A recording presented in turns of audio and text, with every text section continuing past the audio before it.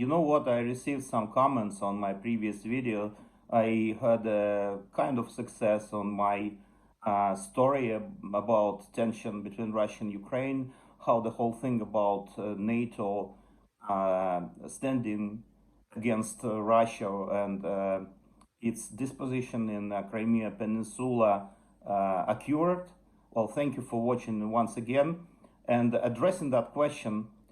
The person actually questioned my knowledge about NATO trying to locate its naval base in Crimea prior to events of 2014. Answering that query, I should tell you, I am 100% impartial. I'm not associated with any mass media. So I'm not paid actually for disseminating information. Moreover, I am spending my time to tell you what I know, and I'm not paid. I'm not expecting any monetization of my channels. It's just too few watchers for that. I'm not expected to sell the content. No way. And actually, I am spending my time, my precious time, as much as yours. So once again, thank you very much for watching me. I know you're all busy people. Why am I doing that? Because I want to survive. I don't want to get rich out of what I'm telling. This is why, as you remember, when I said I don't know the situation in Iraq, in what was the story behind the opposition between Sunni and Shia, because I don't know. I don't know. I'm not a diplomat. I am not a politician. I am very weak at knowledge of the Arab countries living and the whole history of interdependence and interrelation. But I am good, believe me, at knowing what happened in Eastern Europe, because I was born, as I said, in Lviv, the capital of Western Ukraine, and I raised in Moscow. So who else, if not me, will tell you guys the truth? So if you question my knowledge, you would probably be better off not watching my channel at all, rather than questioning me if I am sure that NATO was trying to moor, to establish naval ships, to like try to test the reality on the Crimea Peninsula. At the time, Russia was actually uh, leasing, renting. Ukraine was leasing. Russia was renting the Sevastopol naval base, which was historically under Russian, and it had several dozens, as I said, heavy ships and the raiders and stuff like that. So I hope I clear all those queries. We are not gonna return to those questioning. So otherwise, if I mean, if you watch CNN, you just keep watching CNN. If you watch RT, you just go stick there or Fox News or whatever, because these guys are paid. They tell you stories for their remuneration, for their salaries. I don't. I don't tell you those stories.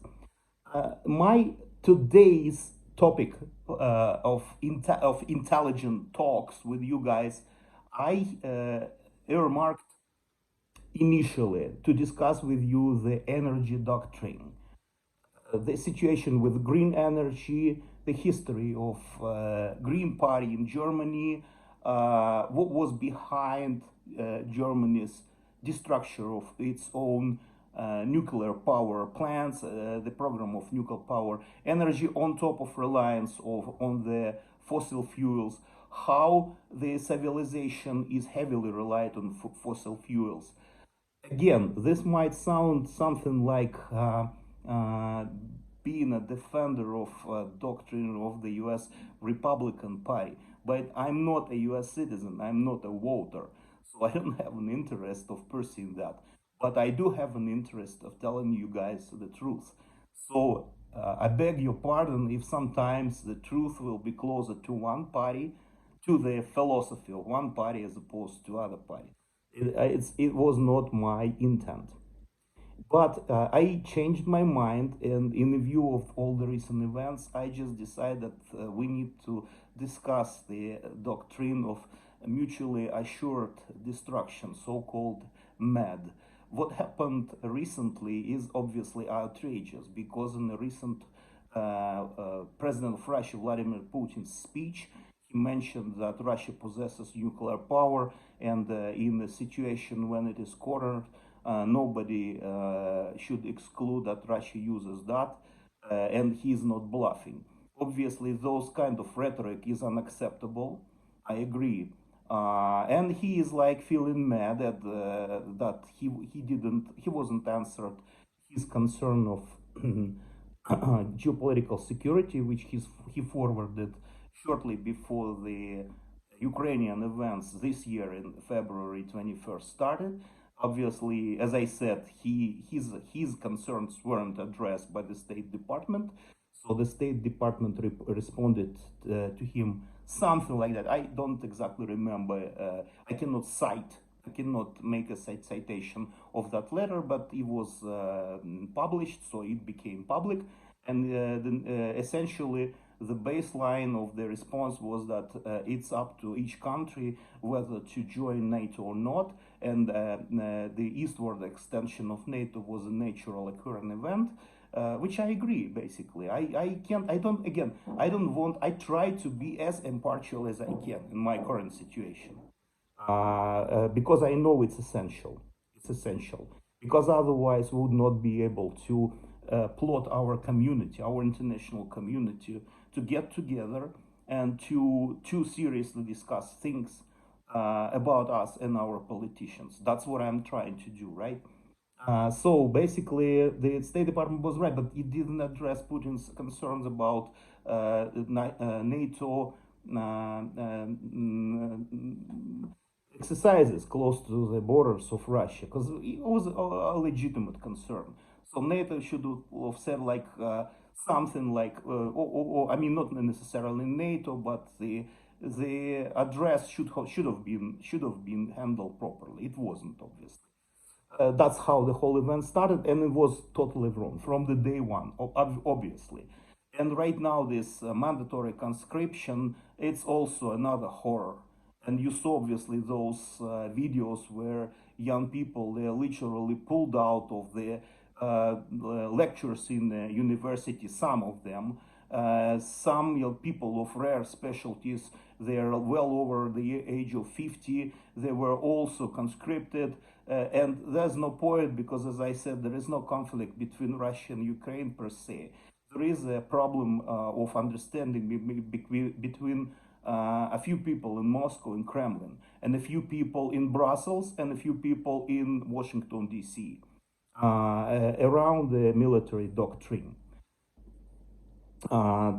This is how it is. And I mean, before I am going to go to the MAD doctrine, mutually assured destruction, that is to say, I just wanted to ask you guys a question. What do you think if our politicians are really following us? Because on top of what's going on in eastern Ukraine, I read actually a statement that the U.S. State Department wants to deter China in terms of its holding a grip of Taiwan. Again, that was the resolution of the United Nations Organization that politically Taiwan belongs. I don't want to go there because I'm not a specialist in Chinese foreign affairs. But what I'm asking is like U.S. officially, I mean the Washington, not American people, and we're gonna shortly approach to that. But some people, is few people, maybe dozen, maybe 2 dozens, but no, not more. I think that's how I estimate it. They decided to simultaneously deter Russia in terms of Ukraine and deter China in terms of its domination, its legal right to reign over Taiwan. And both countries are nuclear arsenal carrying countries. Actually, Russian and the United States on par, I think, pretty much. And China goes the fourth or the fifth largest nuclear arsenal carrying country. And I'm not questioning whether it's feasible for the State Department to deter simultaneously Russia and China, because I'm not a military strategist and I don't want to go there. But I'm questioning the thing is whether you guys possessed, whether you guys authorized the government to put your funds into deterring. And I made an interview to a few of my community because I'm a former US permanent resident. I used to live in New York for a long time, in Los Angeles. I have many friends, including American friends, not just Russian community. So I was curious how they perceive the whole situation of putting the deterrence of Russia and China on the first two spots for the current US politics prevalence, domination, or how you call it. And as I expected, none of the people who I questioned, they said it's their top priority. They said, in fact, it might be somewhere within the top 100 priorities and not even maybe within the top 20 priorities. That's why President Biden's approval ratings plunged to just 38%, and basically that means he has very low chance to being re-elected in the year 2024. But it's none of my business. I'm not going to vote either for or against him because I'm not a U.S. citizen. So I leave it to you guys. It's up to you. But what they said, the top priority right now, top concern is inflation. And I know it hurts all of us badly. I just went from our supermarket and I noticed it's not possible to buy any decent stuff below 100 rubles. And in fact, some shampoo already costs well over 400 rubles, which is almost $10, which is unimaginable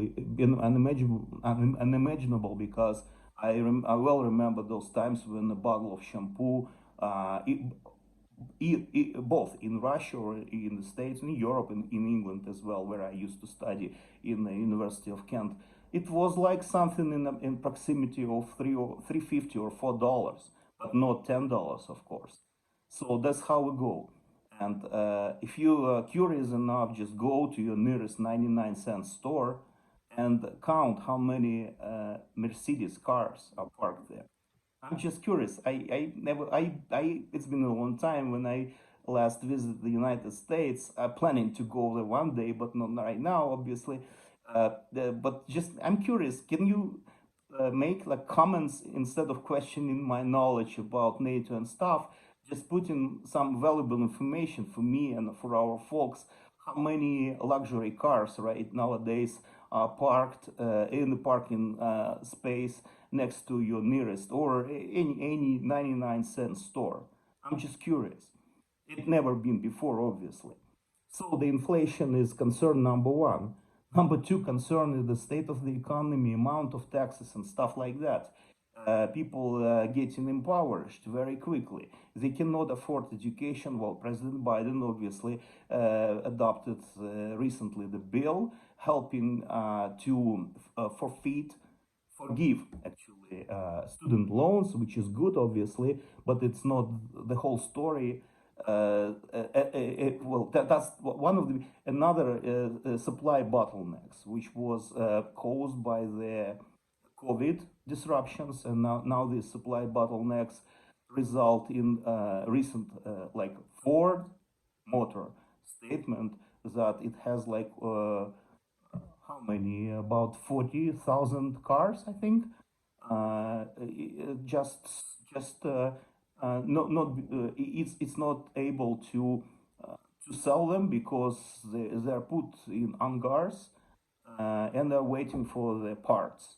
And management does not give its shareholders its forecast or how soon the company, the car maker, will receive all the expected parts to be able to finish all those cars. So that's those kind of concerns. Also, the food security, it's a big concern around the world with those grain problem, with the blockage of the Black Sea, and the Russia and Ukraine being two largest exporters of grains along with Australia, but Australia is too far. If it ships the grain to Europe or to Africa, the cost of bread will be just too high for these people to buy the bread. So this food security is also, but not the deterrence of Russia and China. But I mean, I'm not here to defend Russia or China, and I understand that the U.S. has always been having its own national interest. There is even a media called national interest, you know. So it's okay. I mean, it's how it is, but it's not a top priority. So let's see, guys, how it happens. We pay taxes to support our government. So we expect our governments to sort out. In Russia, as I said, also the inflation is a big concern. Another concern is just plummeting demographic situation because there's very few people, it's very few births, and the nation is heavily reliant of inbound immigration from Asia.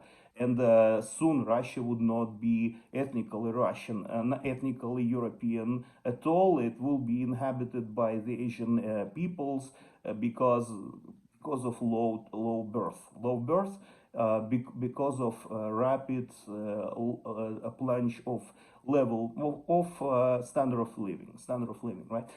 So these are top concerns. So instead of that, what we get? We get mandatory conscription here.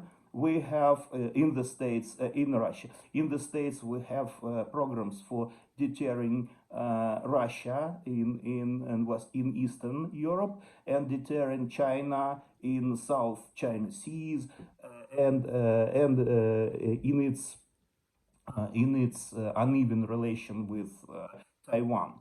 Those are top priorities of our politicians who we are sponsoring with our taxes. So instead of, if they have their own agenda, it's fine. They should, because this is political parties. They need to win the voters, and I understand that. Putin wins approval ratings on one kind of agenda, and current administration attracts voters, unfortunately, by applying the totally opposite agenda. But they should not rely on our taxes. We pay them our taxes. That's my biggest concern. And instead of them relying on private funds, I easily imagine that they could raise very substantial amount of money, sufficient to maintain these two campaigns, to deter Russia and deter China.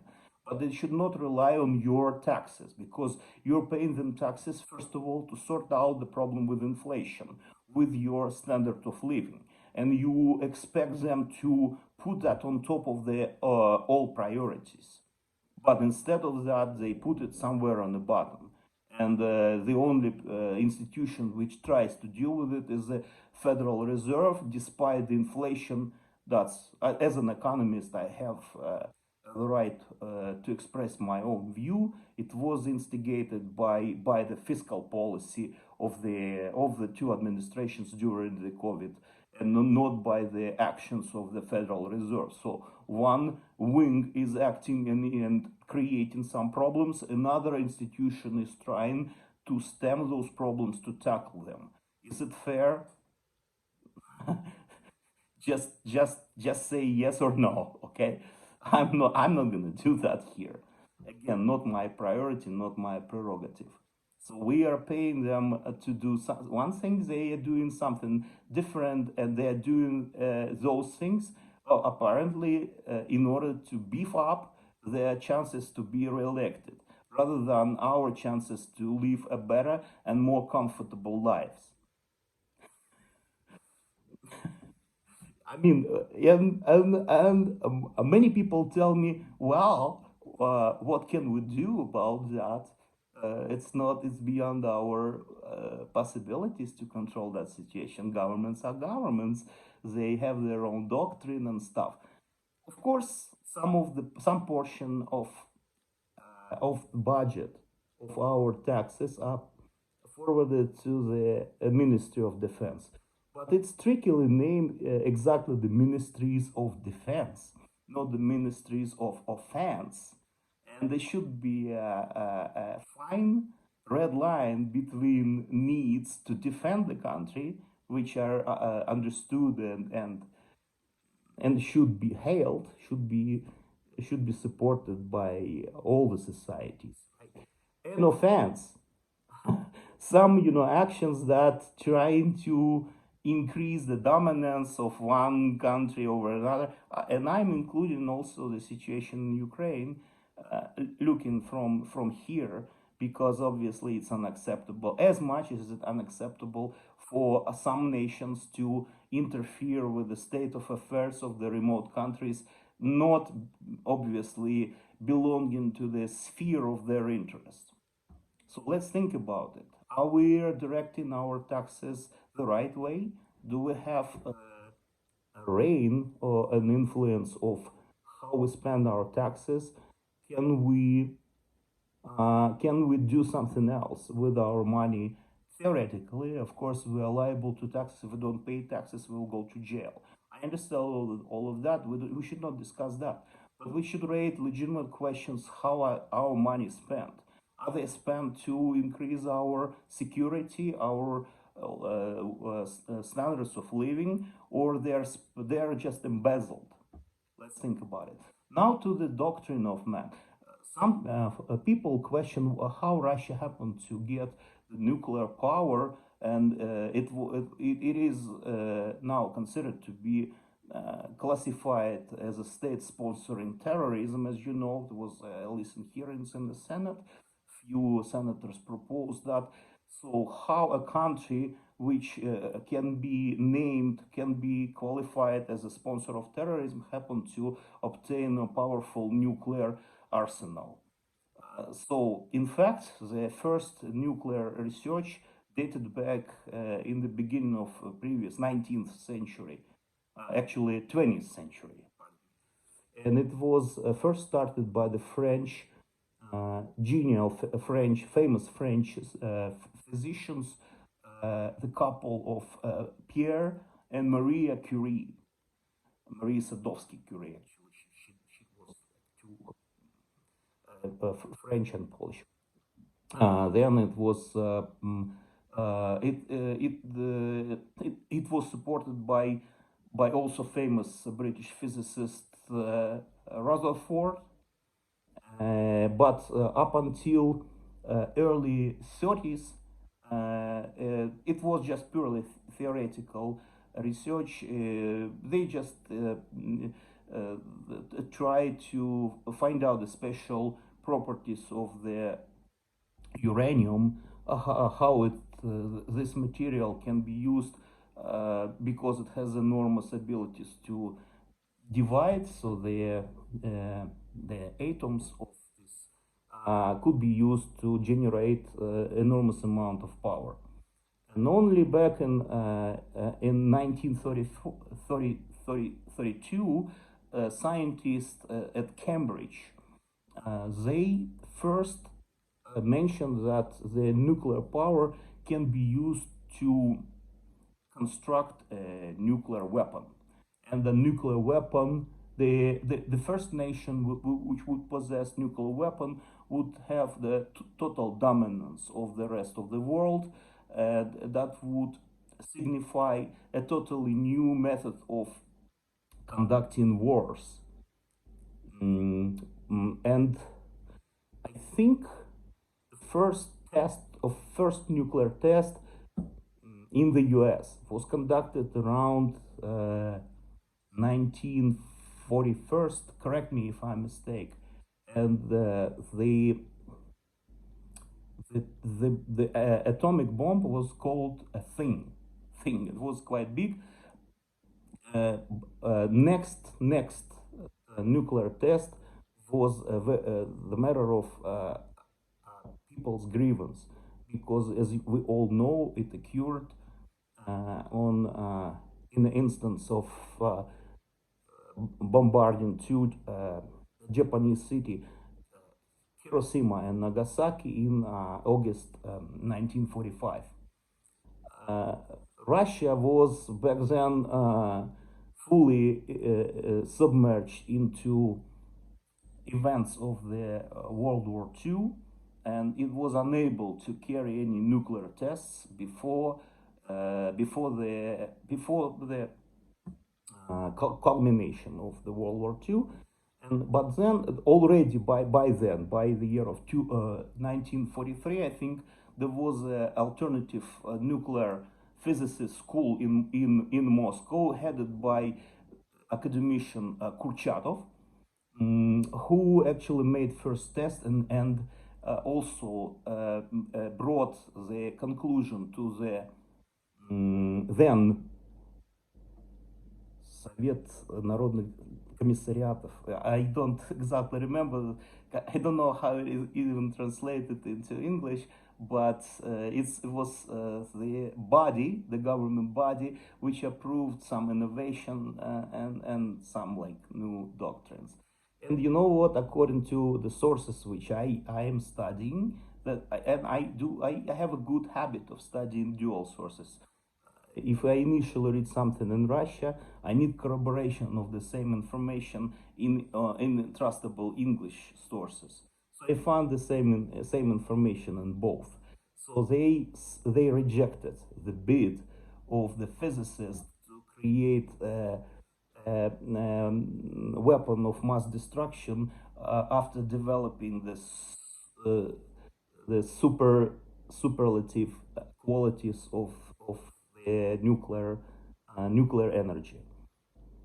And that's how they didn't render any exercises, any nuclear tests, up until, I think, a year of 1949. It was like 4 years after the World War II already finished. And it was conducted on the Novaya Zemlya, it's new land. I think it's close to the Northern Pole, a permafrost territory.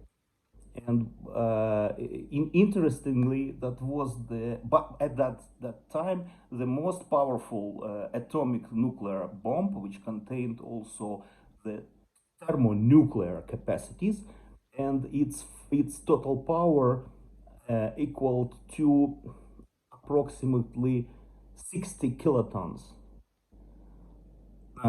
That's how it happened, right? So between it was like 4 years later than the events in Hiroshima and Nagasaki. But at that time, none of the two like superpowers, United States and the Soviet Union, had air carriers to deliver those bombs. So the advantage of one party over another was very much theoretical, subtle, other words, because they could not carry those nuclear power supplies to anywhere except for like a few hundred miles around them. But then they started to construct special aircraft carrying nuclear missiles. And that's how, in the year of 1962, I think, right, the Caribbean crisis. I'm referring to the famous story of Caribbean crisis because at that time, both parties, both countries, the United States and Russia, possessed specific carriers to be able to move their nuclear arsenal far away from their shores. But at that time, President Kennedy's not without hesitation and big big deal of effort resolve that conflict. And I know that both Russia, the Soviet Union essentially, and the United States at that time considered nuclear threat to be excessive, to be unbearable, and special lessons how to protect a person from spreading of nuclear uh, wave after nuclear bomb explodes. Would that include uh, people's hiding in the basements, people's dropping on the floor with their hands embracing their like this.